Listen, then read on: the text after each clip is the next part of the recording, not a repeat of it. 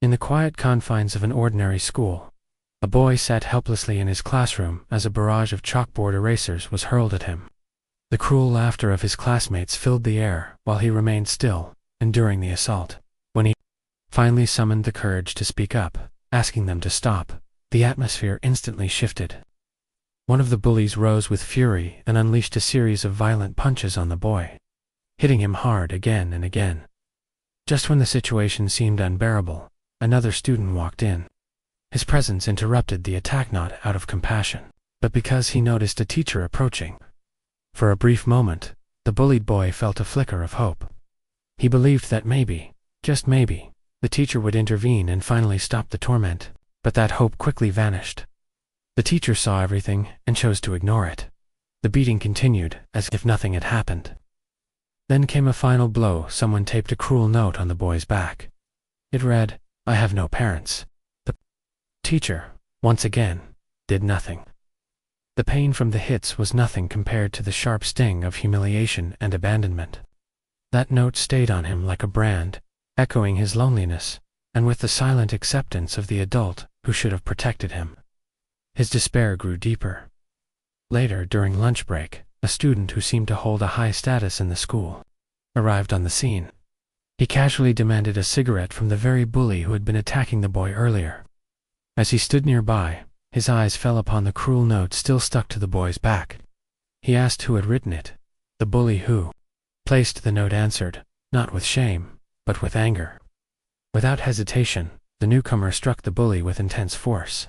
That single moment burned itself into the bullied boy's mind. It was the first time someone had stood up and fought back. Watching that boy use his strength to protect, to dominate, to command respect, to planted a seed inside his heart. He realized that being strong could protect him. Being strong could change everything. That was the turning point after school. The boy walked home, but something inside him had shifted. He no longer saw himself as the helpless victim. He made a decision. From that day on, he began training. He started by jogging, pushing his body to the limit, running for hours. He watched martial arts videos, studying every move. He lifted weights, gradually building his strength. Day by day, week by week, month by month, his body began to change. Years passed. The frail and broken boy was gone.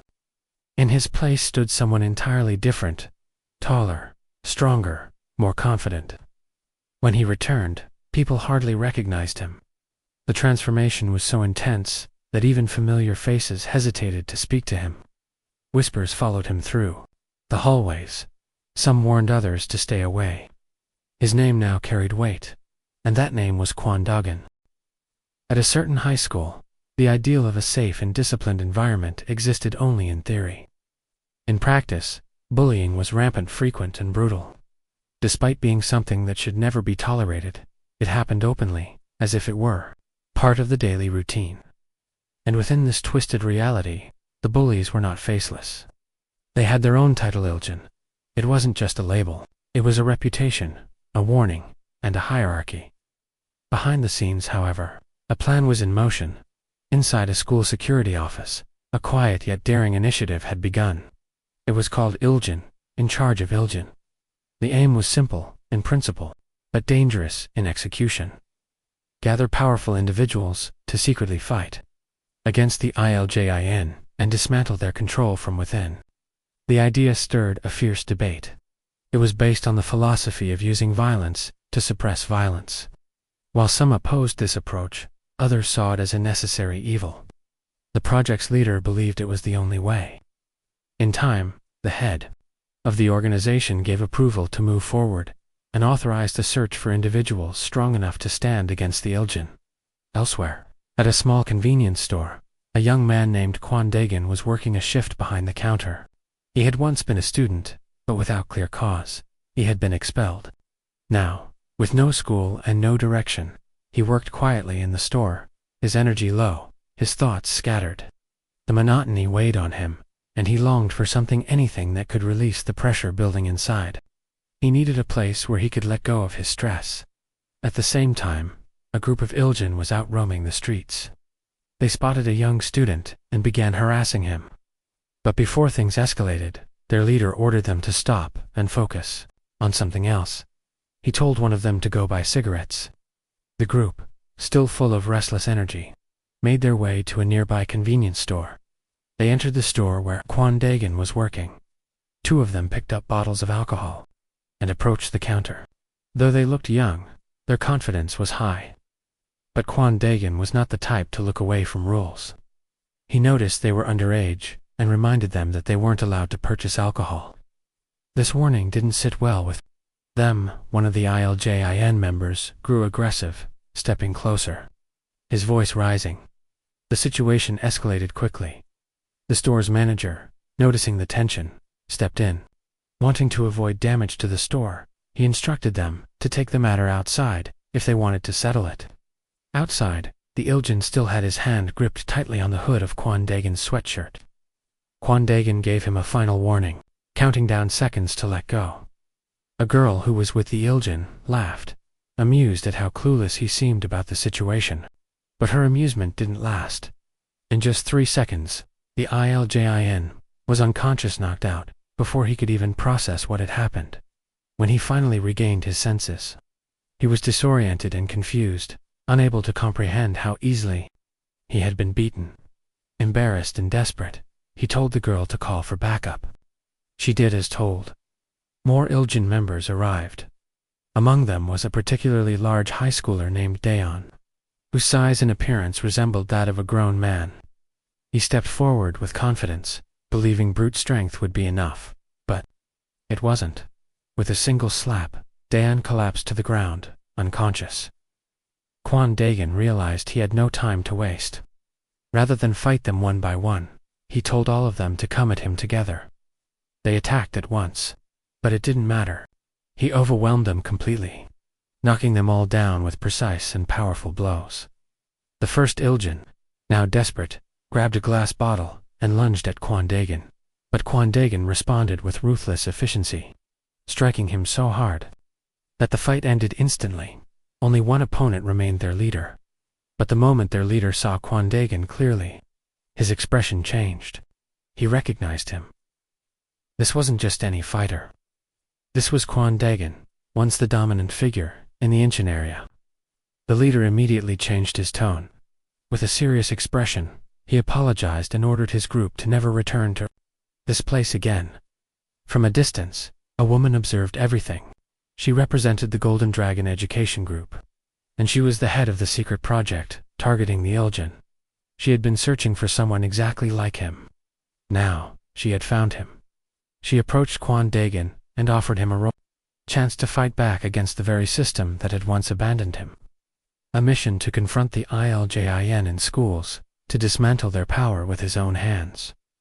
Kwon Daegan accepted the offer, and at the age of 20, he returned to school as a victim, but as a force that could change everything. The plan was finally set in motion. After observing his strength and attitude firsthand, the organizers of the Iljin, in charge of Iljin Project, approached Kwon Daegan to explain their mission. They laid everything out: the structure, the goals, and the reason they had been watching him. It wasn't just about stopping the ILJIN. It was about replacing fear with order. But when they offered him the position, Kwon Daegan rejected it. He wasn't interested in playing along with other people's ideas. His life had already been pulled off track. And now, even with his strength, he found himself aimless. He was stuck working at a convenience store, living a routine that drained him, doing nothing that truly mattered. The pressure of his own dissatisfaction and the lack of opportunities weighed on him heavily. Eventually, those feelings pushed him toward reconsidering the proposal. He agreed, and soon, Kwon Daegan found himself back inside a school building. It was a place he had once left behind, expelled without clear reason. Now 20 years old, walking these halls again stirred something strange inside him. The rows of desks, the chatter in the corridors, the sound of distant footsteps, it all felt unfamiliar and distant, as if he didn't belong there anymore. But this time, he wasn't a student returning for education. He had a mission, in a different classroom, far from where Kwon Daegan entered. An old cycle repeated itself. Two students, Jongmin and Hojung, had chosen a target for their bullying. Their victim sat quietly, enduring the hits before the teacher arrived. The abuse was methodical and unchallenged.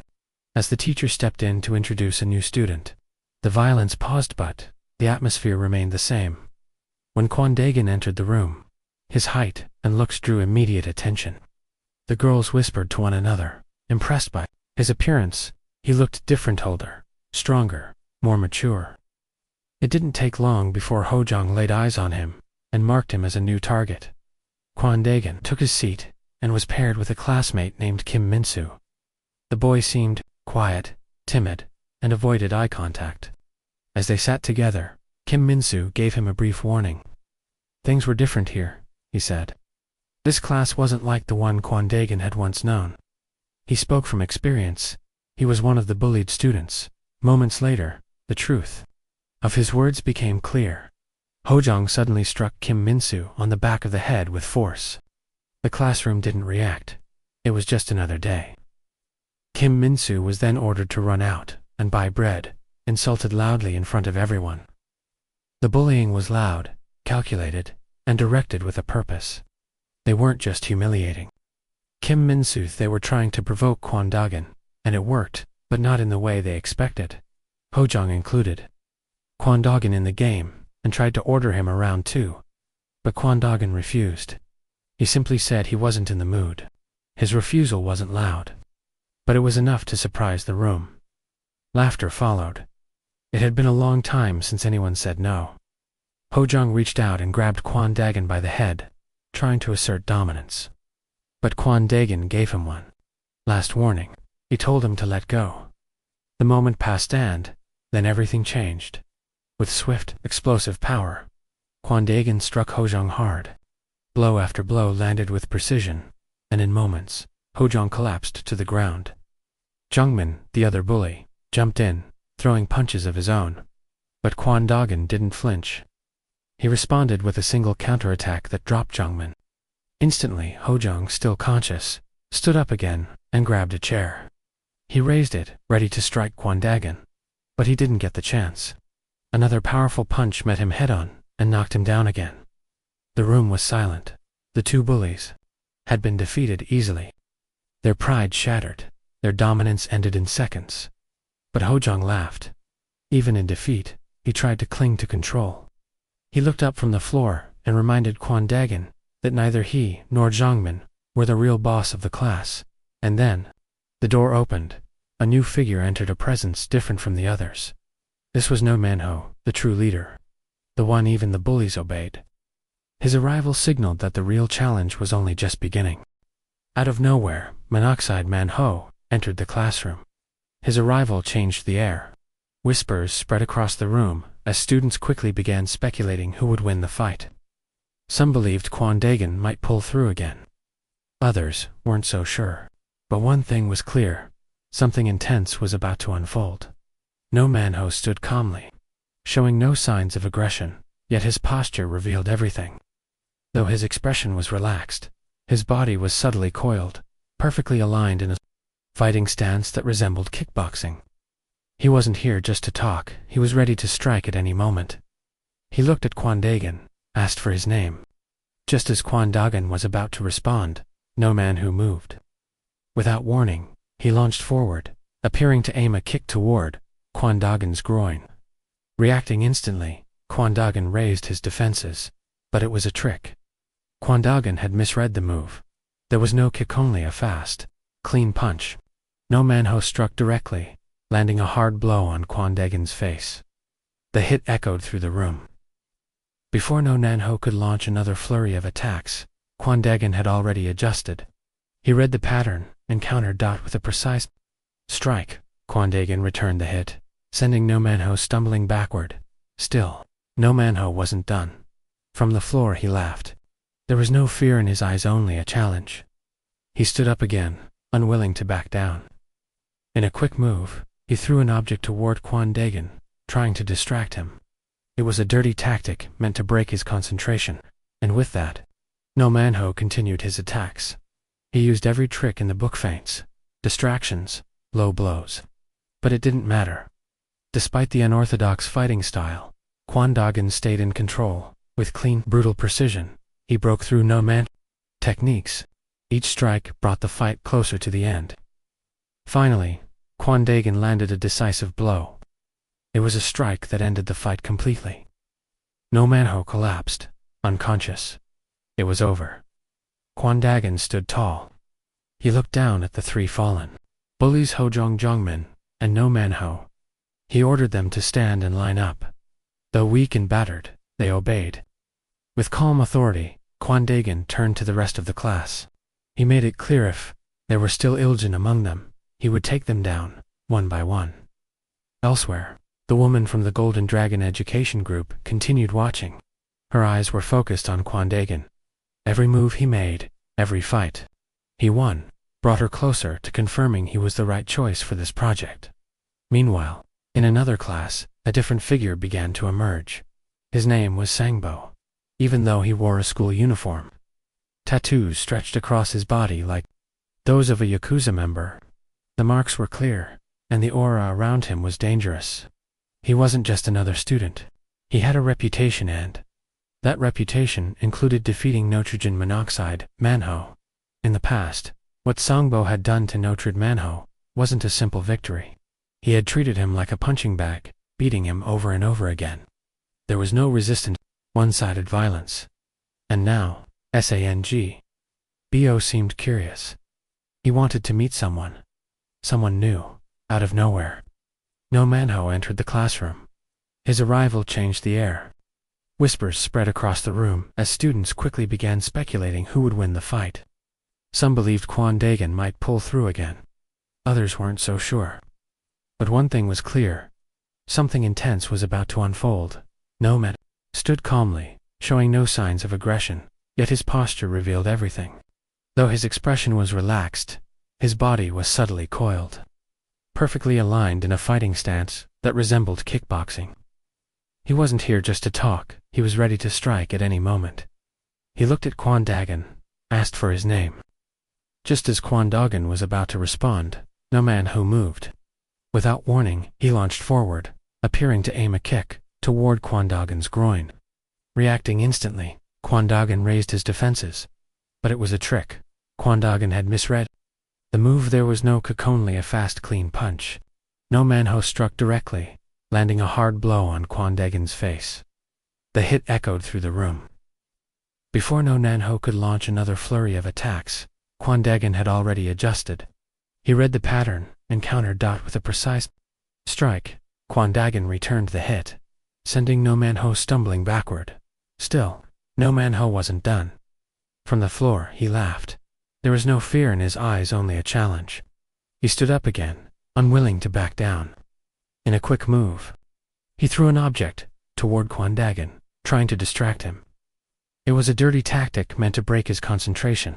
And with that, No Manho continued his attacks. He used every trick in the book: feints, distractions, low blows. But it didn't matter. Despite the unorthodox fighting style, Kwon Dagon stayed in control.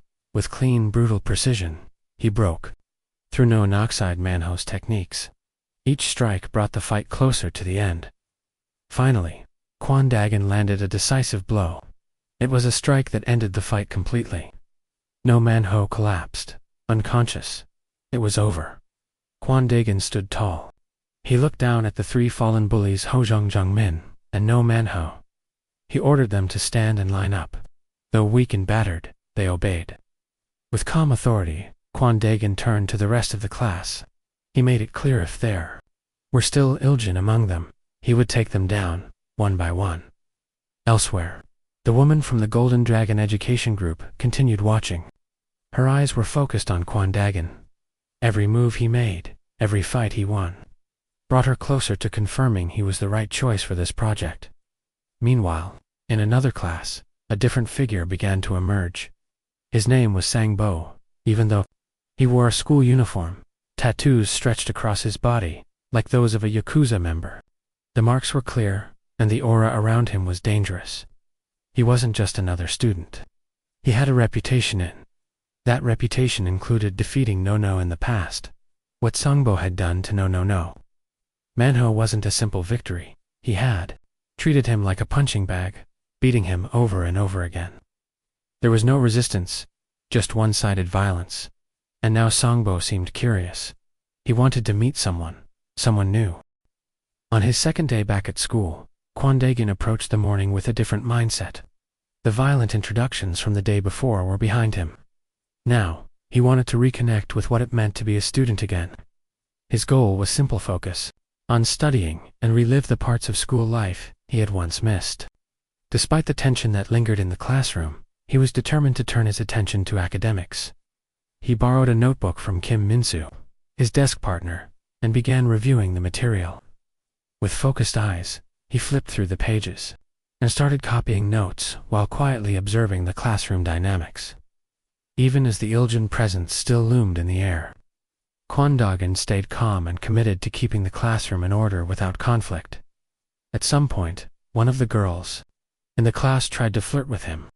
She leaned in with a playful tone, inviting him to join her at a jujutsu training studio.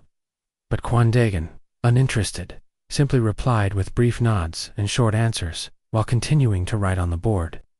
His attention never wavered, and, after failing to catch his interest, the girl eventually gave up and walked away. Meanwhile, nitrogen monoxide, Manho, still recovering from his defeat, was speaking to a few others. He admitted that even though Kwon Daegan had managed to defeat him, it wouldn't be so easy against the two other dominant figures in school. Sangbo, from class 123, and Kim Mung-jung from class 122. Not long after Kim Mung-jung arrived, he entered the classroom confidently and wasted no time making a scene. He mocked No Manho, bringing up his humiliating loss. The remarks hit their mark, and No Manho, already agitated, started to lose control. The tension between the two grew quickly, their voices rising, their tempers flaring. A fight between them seemed inevitable. But before any blows were thrown, Kwon Daegan interrupted. Still seated at his desk, he reminded them that he was there to study and questioned why they were being so loud. The effect was immediate. Having already experienced Kwon Daegan's strength firsthand, No Manho sat down without a word. But Kim Mung-jung wasn't so easily silenced. Fueled by irritation and the desire to avenge his ally, he focused his attention on Kwon Daegan. He began to interfere. While Kwon Daegan tried to study, Kim Mung-jung moved closer and began provoking him. The annoyance grew. Then, Kwon Daegan reached out and grabbed one of Kim Mung-jung's fingers. With a firm grip, he squeezed until the pain was unmistakable. Kim Mung-jung could do nothing but groan and eventually apologize. Kwon Daegan let go and told him to leave before he changed his mind and made him lose the finger entirely, pretending to walk away. Kim Mung-jung instead circled around. He attempted a sneak attack, lunging from behind with a punch. But Kwon Daegan was prepared. He dodged the attack and retaliated with a single, devastating strike. The blow landed perfectly. Kim Mung-jung collapsed, unconscious, without emotion. Kwon Daegan ordered one of Kim Mung-jung's friends to carry him to the nurse's office. Before they left, he left a message. If Kim Mung-jung returned to being an Iljin, he would die by Kwon Daegan's hand. And just when the classroom seemed to settle again, the atmosphere shifted. From the door, another presence entered. It was Sangbo, the rumored figure from class 123. Everything fell quiet. Even the students who had gotten used to chaos stopped moving. The moment had come, and it was clear that Kwon Daegan's plans to continue his studies would have to wait. The notebook lay open on the desk, but it would stay untouched for now, because, this time, it seemed the next fight couldn't be avoided. The tension in the classroom shifted again when Sangbo appeared at the door. He entered not alone, but accompanied by several of his followers. The moment he stepped in, the atmosphere thickened. Without saying much, he made his presence felt. His eyes scanned the room before settling on Kwon Daegan, without asking. He walked toward Kwon Daegan's desk. He didn't ask for a seat, he made one. Kim Min-soo, who had been sitting next to Kwon Daegan, was silently forced to stand. With barely a word, Sangbo claimed the empty spot. His body relaxed into the chair, but his tone carried warning. He began to speak, trying to provoke Kwon Daegan, mocking his decision to focus on studying, and poking at his attempt to live like a regular student. But Kwon Dagen didn't back down. His response was cold, sharp, and calculated.